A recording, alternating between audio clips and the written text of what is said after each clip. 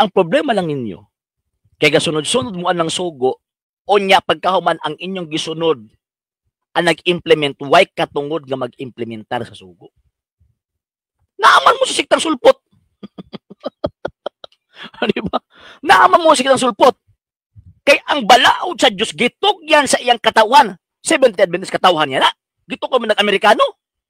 Ang Jeremias Kapitulo 5, versikulo 4, kamoy na igo ana.